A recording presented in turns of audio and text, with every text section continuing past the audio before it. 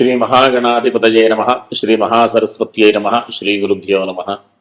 శ్రీ లలితా మహాత్రిపుర సుందరీ పరాభట్టారికాయై నమః. మనం 2026వ సంవత్సరం ఆగస్టు నెలలో ఉన్నటువంటి ద్వాదశ రాశుల యొక్క ఫలితాంశాలలో భాగంగా కుంభరాశి వారికి ఉన్నటువంటి రాశి ఫలాలు చెప్పుకుందాం.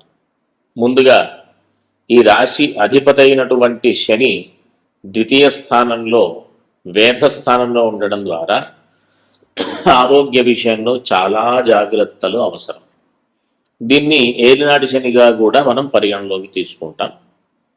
కాబట్టి వీరు ఖచ్చితంగా ప్రతిరోజు కూడా హనుమాన్ చాలీసా పారాయణ చేయడం, అవకాశం ఉంటే మన్యు సూక్త పారాయణ చేయించుకోవడం, ప్రతి శనివారం కూడా ఆంజనేయ స్వామి దర్శనం చేయడం వల్ల అనుకూలమైనటువంటి పరిస్థితులు ఉండే అవకాశం. అంతేకాకుండా ఈ రాశి వారికి తృతీయ రాజ్యాధిపతి అయినటువంటి కుజుడు పంచమ భావంలో, అది కుజుడికి వేద స్థానంగా మనం పరిగణలోకి తీసుకోవచ్చు. కాబట్టి వృత్తి ఉద్యోగ వ్యాపారాలలో కాస్త చికాకులు ఉండేటటువంటి పరిస్థితి కూడా ఉంటుంది. కాబట్టి వీరందరూ కూడా అవకాశం ఉన్నంత వరకు ఇంతకుముందు చెప్పినట్టుగా హనుమాన్ చాలీసా పారాయణతో పాటుగా సుబ్రహ్మణ్య సంబంధమైనటువంటి పారాయణలన్నీ కూడా, అంటే సుబ్రహ్మణ్య అష్టకం, సుబ్రహ్మణ్య కరావలంబ స్తోత్రం ఇట్లాంటివి చూస్తూ ఈ రాశి వారికి, అంటే కుంభరాశి వారికి 6వ స్థానంలో బృహస్పతి సంచారం ఉచ్చస్థితిలో, అంటే ద్వితీయ లాభాధిపతి ఉచ్చస్థానంలో ఉండడం ద్వారా చేసేటటువంటి పనులలో లాభదాయకమైనటువంటి పరిస్థితులు ఉన్నప్పటికీ కూడా కాస్త చికాకులు, అంటే శత్రుబాధలు ఉండేటటువంటి అవకాశం ఉంటుంది. కాస్త ఈ అవసరమైనటువంటి విషయాలలో జాగ్రత్తలు, అంటే ఆర్థికపరమైనటువంటి విషయాలలో కొన్ని అనవసరమైన నిర్ణయాలు తీసుకుంటూ స్వార్థంగా ఆలోచించి స్నేహితుల్ని కూడా శత్రువులుగా మారేటటువంటి పరిస్థితికి తెచ్చుకునేటటువంటి అవకాశం ఉంది.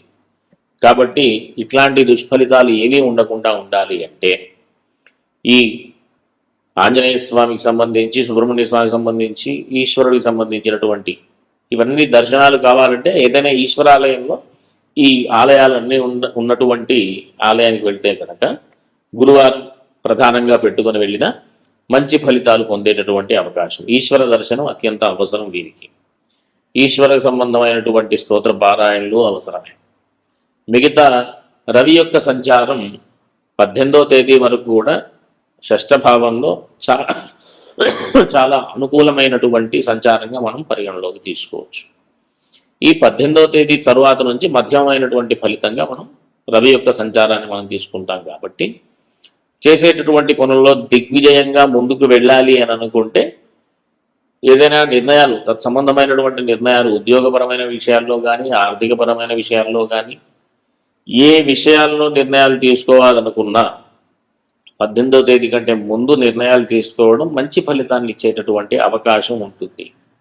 కాబట్టి మిగతా శుక్ర సంచారం కానివ్వండి, మిగతా యొక్క గ్రహాలన్నింటిలో కూడా మధ్యమైనటువంటి ఫలితాలు మనం ఈ ఆగస్టు నెలలో మనం చూసుకోవచ్చు.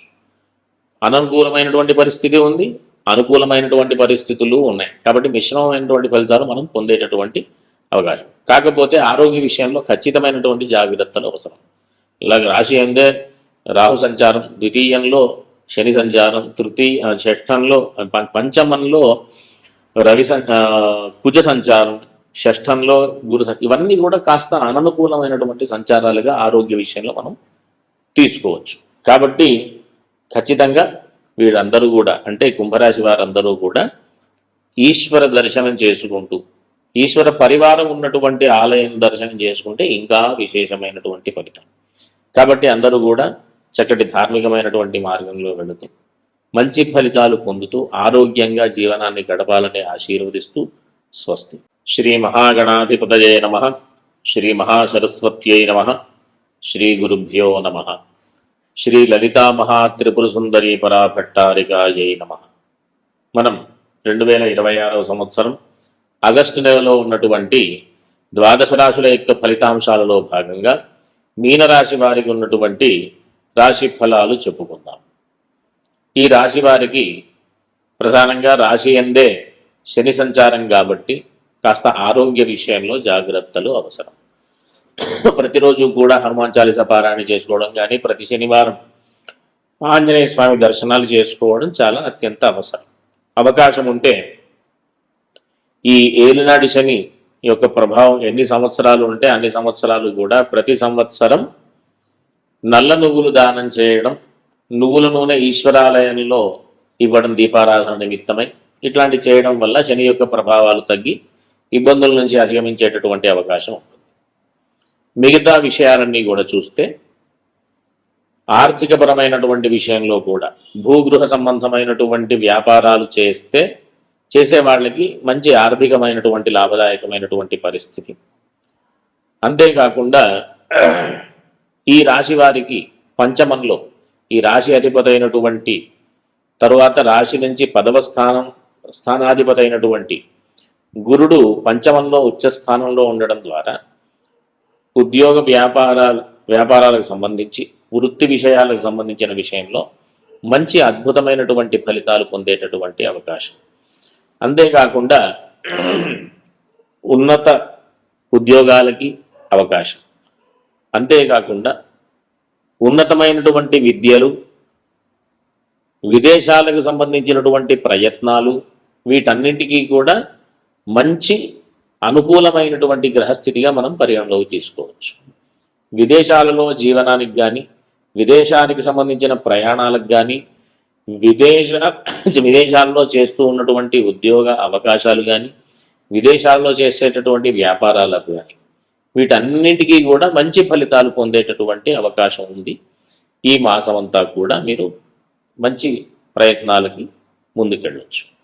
అంతేకాకుండా ఈ రాశి వారికి ఇంకా విశేషమైనటువంటి ఫలితాలు పొందేటటువంటి అవకాశం ఈ నెల 18వ తేదీ నుంచి రవి సంచారం అనుకూలమైనటువంటి సంచారంగా, అంటే షష్ఠభావంలో రాశి నుంచి 6వ స్థానంలో రవి సంచారం కలుగుతుంది. ఈ 18వ తేదీ నుంచి శత్రు సంబంధమైన విషయాలు కానీ, అప్పులకు సంబంధించిన రుణాలకు సంబంధించిన విషయంలో కానీ, చేసేటటువంటి పనులకు సంబంధించిన విషయంలో కానీ అన్ని రకాలైనటువంటి ఆనుకూల్యతలకి, అంటే మంచి విశేషమైనటువంటి పేరు ప్రఖ్యాతులకి అవకాశం ఉండేటటువంటి సంచారం రవి సంచారం.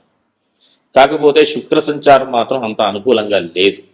కాబట్టి సప్తమంలోనే శుక్ర సంచారం కాబట్టి ఈ శుక్రుడికి అది వేధస్థానంగా మనం పరిగణలోకి తీసుకోవచ్చు.